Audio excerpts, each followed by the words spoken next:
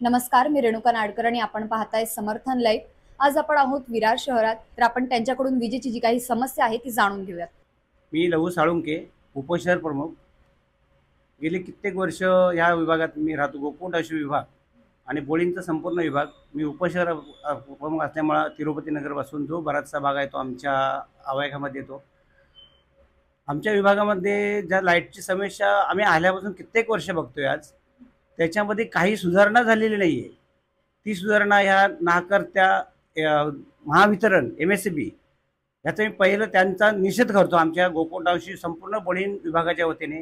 कारण कारण काय, मुलं शाळेत जाणे असतात, रात्री अपरात्री लोक येणारे असतात, ड्युटीवर येतात, 3-3 ड्युट्या करून येणारे लोक असतात। सध्याच्या परिस्थितीनुसार त्यांना रात्री आल्यानंतर पूर्ववत त्यांना झोप नसते।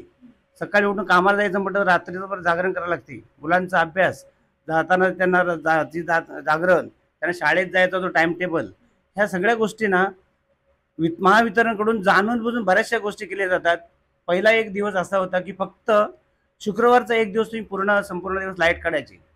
त्यावेळेला लोक समजून जायचे पूर्वतयारीने असायची का सर्वांच्याच घरी इन्व्हर्टर नाहीये, तर पूर्वतयारीने असते। आता आता असं झालंय, रात्री अपरात्री बेरात्री कधीही कधी कोणत्याही वेळेला लाईट यांचे काढणे हे जाणून बुजून नखरे चाललेले आहेत। कारण एक तुम्ही टाइम ठरवा, लोकांना जो त्रास होतोय, बरं ठीक आहे, अर्धा तास 15-20 मिनिटं कुठे लाईट गेली, पूर्व तुम्ही कल्पना द्या अमुक ठिकाणी काम चाललेलं आहे तर 1 तासात 1.5 तास होईल। 4-4, 5-5, 7-7 तास जर लाईट नसेल तर लोकांनी कशा प्रकारे जगावं, काय करावं? आणि इथली जी परिस्थिती आहे एवढी गांभीर्यपूर्वक आहे ना, आणि आमच्या शहर प्रमुखांनी सांगितल्याप्रमाणे इथले लोकनेते आहेत स्वतःला समजणारे, त्यांच्याकडे कित्येक वर्षापासून सत्ता आहे, ते बऱ्याचशा गोष्टी करू शकतात। फक्त ते कधी करतात, इलेक्शन आलं, महानगरपालिका कोणत्या गोष्टी आल्या, त्यांना समोरून माझा फायदा काय आहे ह्या गोष्टी आहेत। आमच्या मुंबईवरून लोकप्रतिनिधी इथे येत पोचतात, पण त्यांना ती तेवढ्यापुरती हातून देतात, त्यांच्यातून त्यांची सुधारणा MSCBच्या बाबतीत काहीच होत नाही। आता इथे हा विभाग काय, ह्या विभागात एवढं पाणी भरतं कंबरभर। तसंच आमच्या गोकुळावशी विभागात पूर्वी आम्ही आलो तेव्हा पाणी बिलकुल भरत नव्हतं। हा म्हाडाचा परिसर, म्हाडाच्या परिसरामध्ये त्यांनी MSCBचा ऑफिस टाकलंय आणि तो संपूर्ण उंच असल्यामुळं तो पाण्याचा फ्लो आहे तो संपूर्ण गोकुळ टाउनशिपमध्ये आत्ता सुद्धा काल या 2-4 दिवसापूर्वी काय एवढा मोठा झाला नाही, एवढा पाणी भरलं। नाल्यांचा जो फ्लो दिलेला आहे त्याचं कोणाचं कम्युनिकेशन कुणालाच नाही आहे, कुठे पाणी जाणार, त्याचा फ्लोवर कुठे आहेत, ह्या सगळ्या गोष्टी अशा आहेत। आमचे पदाधिकारी होते ते सचिन शिंदे म्हणून उपविभाग प्रमुख होते, तर ते असेच पाण्यातून जे आता सगळ्या वायर पडलेले आहेत, मुलं शाळेतून चालत आहेत, नागरिक जात आहेत, ज्येष्ठ नागरिक चालत आहेत, त्यांना लाईटचा अंदाज नसतो ना कुठे लाईट ओपन आहे, काय आहे, DP ओपन आहेत। तर त्या मुलाला हे गटर ओपन असताना एक नाव त्याचं कधी बरंच आहे, गेल्या वर्षीची गोष्ट आहे, तर त्या माणसाला त्यांनी एवढं कंबरभर पाण्यातून वरती काढला, नशिबानं तो भेटला नाही, तो एखादा खाली नाल्याच्या क्लोजा गेला असता तो गेलाच होता।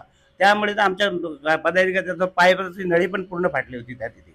जर असा भोंगळ कारभार जर MSCB देत असेल, दुसरी गोष्ट, तुम्ही लाईटची बिलं जी आवाच्या सह पाठवताय, आज 7-8 हजार रुपये माणूस पगार घेणार आहे, भाडे देणार आहेत, 6,000 भाडं, 5-6-7, 3-3, 4-4, 5,000 त्यांचं लाईटचं बिल, इतर गोष्टी त्याला आहेत, शाळेचा खर्च आहे, ह्या गोष्टी त्या सर्वसाधारण माणसाने कशा त्याने हाताळाव्यात। त्याच्यामुळे फॅमिलीचा हा जो त्रास होतोच।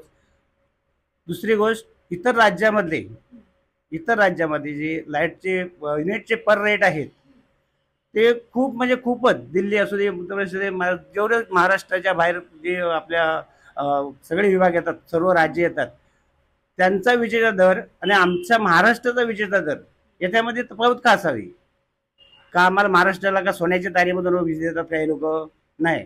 मग ज्यांना आहे ना, तुम्ही ठीक आहे ना, या राज्याप्रमाणे प्रत्येक राज्याचे दिल्ली, मद्रास, कलकत्ता, बँगलोर, कोणती XYZ आपल्या देशामध्ये जेवढी राज्य आहेत त्यांचा विजेचा भाव आणि आमच्या महाराष्ट्राचा विजेचा भाव खूपच जोगण्याजोग आहे। तर तो आमच्या महाराष्ट्रावरती आणि आमच्या खास करून मुंबईवरती एवढा अन्याय करतायत। आणि वसई विरार महानगरपालिका तर विचारू नका, इथे कोणी गांभीर्यपूर्वक घेत नाही। ज्या वेळा घटना घडते त्याच वेळा ते लोक म्हणजे जागे होतात आणि तेवढ्यापुरतं काहीतरी त्यांना मदत, थोडीफार यांच्याकडे पैसा अपाट पडलेला काहीतरी करतात आणि गप्प बसले की ह्यांची कामं संपली। तर माझी एवढी एकच विनंती आहे, पूर्ववत लाईट जशी तुम्ही पूर्ववत लाईट 1 महिना जर बाहेर काढला नाही, हां तेच वीज बिलांचा प्रश्न तो आहेच। तेच मी सांगितलं आता, 5-5, 6-6 हजार बिलं आली, वीज बिल यायला लागली, तर ती सर्वसाधारण लोकांनी कशी भरावी? त्याच्यामध्ये तुम्ही जे आहे रेट दरवर्षी वाढतात त्याचा तुम्ही तुमच्या हिशोबाने वाढवा, पण प्रत्येक राज्याचा वाढतोय ना तर आम्ही ग्राह्य धरतो. ठीक आहे. फक्त महाराष्ट्रावरती अन्याय होऊन कारण ती आवाच्या 20.25 बिलं येतात ना त्याच्यावरती महावितरणने खरोखरच त्यांनी गांभीर्याने घेतलं पाहिजे आणि आलेली वीज बिलं कमी करून दिलेच पाहिजेत. नाहीतर नाविलाजास्तव आम्हाला आमच्या शहरातर्फे शिवसेना उद्धव बाळासाहेब ठाकरे आमच्या संघटनेतर्फे मोठं आंदोलन उभारावं लागेल आणि जे आंदोलनामध्ये जे काय गोष्टी घडतील बऱ्या वाईट ज्यांच्यातून आम्हाला चांगला मार्ग निघाला तर आम्ही आभारच मानू, पण त्याच्यातून जर बऱ्या खोट्या काय वाईट गोष्टी घडल्या तर त्याला महावितरण जबाबदार असेल आणि इथले राज्यकर्ते जबाबदार असतील. धन्यवाद.